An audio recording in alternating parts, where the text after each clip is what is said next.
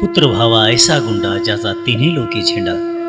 या गर्वाभिमानी ओळीचं वैभव संपन्न उदाहरण म्हणजे कैलासवासी दिनकरराव राजाराम आणेराव. केवळ आणि केवळ दुष्काळाचं साम्राज्य असणाऱ्या येळमघाट तालुका जिल्हा बीड या गावी दिनांक 6 मार्च 1954 रोजी वारकरी परिवारात श्री राजाराम व सौभाग्यवती चंद्रभागाबाई यांच्या पोटी चिरंजीव दिनकररावांचा जन्म झाला. भाऊ अरुण आणि बहीण बेबी या भावंडांसोबत दिनकररावांचे बालपण चंद्रभागेप्रमाणे अनेक वळण घेत सरले आणि 1969 साली दिनकरराव 10वीची परीक्षा उत्तीर्ण झाले. वडील राजाराम पारंपरिक लोहार काम करत तर आई चंद्रभागा ऐरणीच्या देवा तुला ठिणगी ठिणगी वाहू दे, आभाळागत माया तुझी आमावर राहू दे म्हणत तापलेल्या रसरशीत लोखंडावर घणाचे घाव घालत घाम गाळत होती आनंदी संसारासाठी. गुलमोहराप्रमाणे आयुष्य ढवरत असताना एका शुभदिनी राजाराम मुहूर्तावर दिनकररावांचा यमुनाबाईंशी विवाह झाला आणि लक्ष्मीच्या पावलांनी यमुनाबाईचे आगमन दिनकररावांच्या आयुष्यात झाले.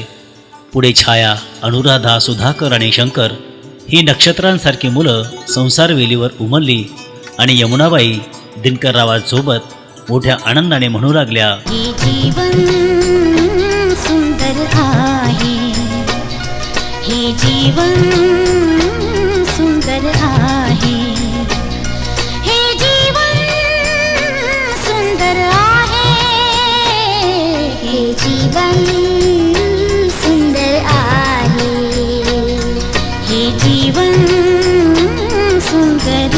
आहे. व्यक्तीला जेव्हा स्वतःला शोधायचं असतं तेव्हा व्यक्तीला जन्मभूमी सोडून कर्मभूमीचा शोध घ्यावा लागतो.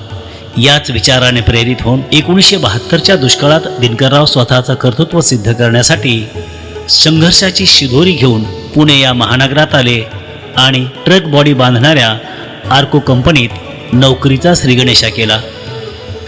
धमक असणारी माणसं लाथ मारीन तिथं पाणी काढतात हा विचार सत्यात आणण्यासाठी दिनकररावांनी पुण्याच्या धनकवडीमध्ये कल्पकतेला कृतीची जोड देऊन आत्मविश्वासाने ट्रक बॉडी बांधण्याचा व्यवसाय सुरू केला आणि 100पेक्षा जास्त कामगारांना रोजगार दिला. पुढे दिनकररावांनी Gurudatta welding works, motor garage आणि गुरुकृपा डेव्हलपर्स नावाची फर्म काढून प्रयत्नाचे घण घालून शून्यातून विश्व निर्माण करता येते हे सिद्ध केले आणि दिनकरराव समाजात आबा म्हणून प्रसिद्ध झाले. जनसंपर्क माणसाला समृद्ध करतो हा व्यापक विचार खऱ्या अर्थाने राष्ट्रवादी विचार आहे. हाच बहुआयामी विचार करून आबाने राष्ट्रवादी पक्षात सक्रिय काम करून भारताचे माजी कृषी मंत्री माननीय शरदचंद्रजी पवार साहेबांसह महाराष्ट्र राज्याचे उपमुख्यमंत्री माननीय अजितदादा पवार साहेबांचे विश्वासू निकटवर्तीय तर झालेच, पण महाराष्ट्र राज्याचे विद्यमान कामगार मंत्री माननीय नामदार सुरेश भाऊ खाडे साहेब, आमदार माननीय भीमरावजी तापकिरे साहेब, खासदार माननीय विठ्ठलरावजी तुपे साहेब, माजी महापौर माननीय माऊली शिरवळकर, माजी महापौर माननीय दत्तात्रय धनकवडे, श्रीमंत दगडूशेठ गणपती ट्रस्टचे कार्याध्यक्ष माननीय आप्पासाहेब सूर्यवंशी, माजी मंत्री माननीय जयदत्तजी क्षीरसागरसह पुण्यातील अनेक मातब्बर समाजशील राजकारणी मंडळीशी कौटुंबिक जिव्हाळा जोडण्यात दिनकररावा यशस्वी झाले. कारण दिनकररावांचा मनमिळावू स्वभाव. दिनकररावांनी राजकीय, धार्मिक, शैक्षणिक, आध्यात्मिक क्षेत्रात स्वकर्तृत्व सिद्ध केलंच, पण महाराष्ट्राची ओळख असणाऱ्या कुस्तीसाठी आबांनी जागतिक कीर्तीचे पहिलवान श्री काकासाहेब पवार यांच्यासोबत जांभूळवाडी पुणे येथे फक्त कुस्तीसाठीच आंतरराष्ट्रीय क्रीडा संकुलाची निर्मिती केली. याच आंतरराष्ट्रीय क्रीडा संकुलात मेहनत करणाऱ्यांनी महाराष्ट्र केसरी, हिंद केसरी, गदा मिळवल्याच, पण अर्जुन पुरस्कार सुद्धा मिळवले.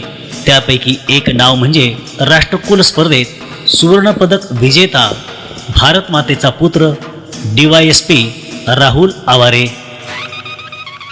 दिनकररावांना छत्रपती शिवाजी महाराजांबद्दल विशेष श्रद्धा असल्यामुळे आबा शिवशाहीर बाबासाहेब पुरंदरेच्या संपर्कात असतात आणि श्रीमंत योगी छत्रपती शिवाजी महाराजांचे विविध गुण समजावून घेत असत.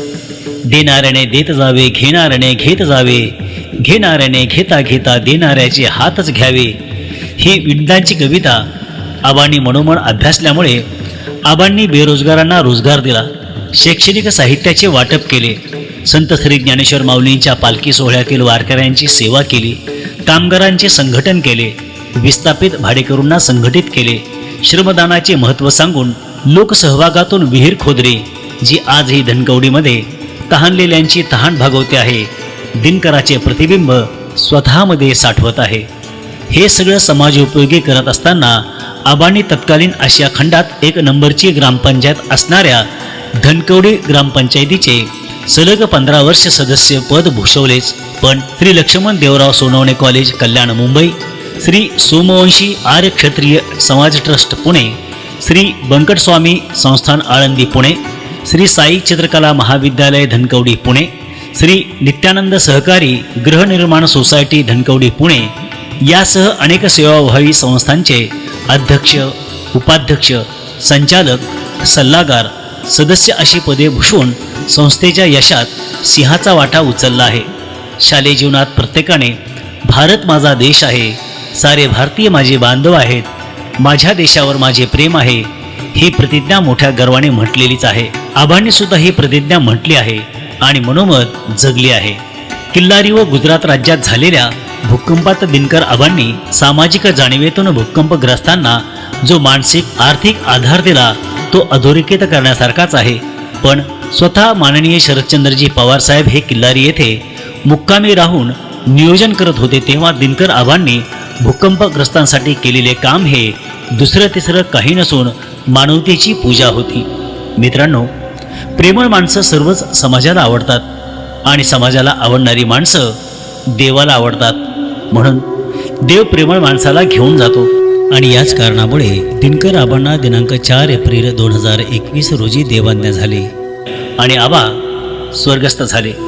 आबा स्वर्गरथात विराजित होऊन जात असताना आबांची जन्मभूमी, आबांची कर्मभूमी, आबांची सेवाभूमी आणि मित्रसागर मोठ्या दुःखी अंतःकरणाने म्हणत होता, मोठ्या गर्वाने म्हणत होता, तप्त लोहावरी घालुनी घणाचे घाव, घडविले आयुष्य आणि उजळविले प्रारब्ध, आबांचा पाहून यशस्वी संघर्ष, साक्षात कर्तृत्वही झाले स्तब्ध, साक्षात कर्तृत्वही झाले स्तब्ध.